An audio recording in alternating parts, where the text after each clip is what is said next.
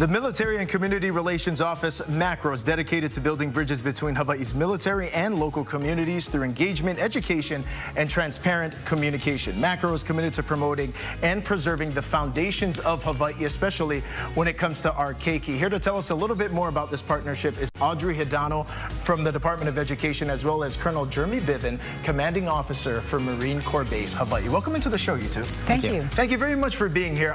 Colonel, I want to start with you. I briefly touched on a little bit of the overview about what MACRO is, but expand a little bit more on these bridges between the military and civilian community.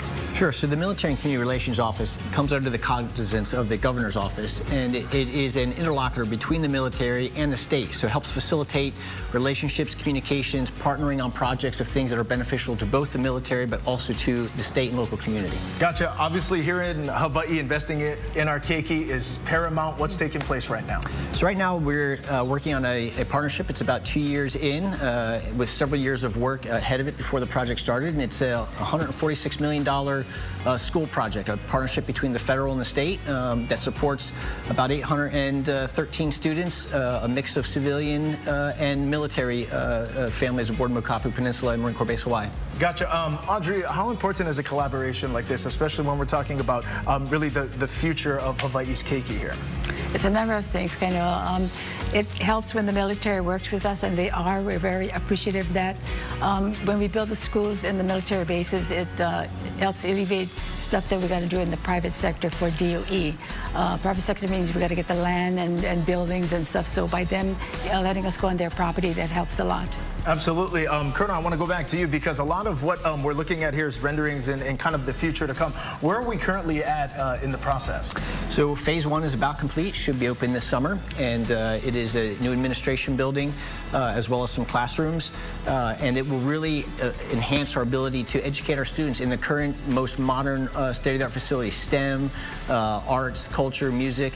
Once this phase is complete and open this summer, we'll start phase 2, which will tear down the old buildings that were left and start new cafeteria and new facilities. At the end of the day, our students will be trained in the most modern educational techniques available. And Colonel, we were talking a little bit earlier as well. There are other schools located kind of throughout the islands, but this one specifically in Mokapu, correct? There's going to be the first one, is that right? Taking place on that side?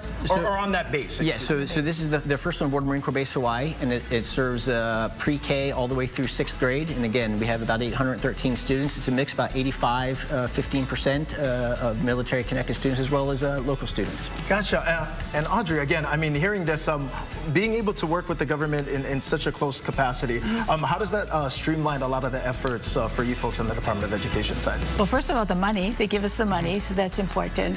And I guess it will eliminate students, whether they're military or local, and other schools in that area. So that will help us with enrollment. Yeah, and speaking of enrollment as well, many of the kids that are attending these schools a lot of them are local according to the percentages. There's some local, right? Yes, mainly military, but yes, a lot of locals, yes.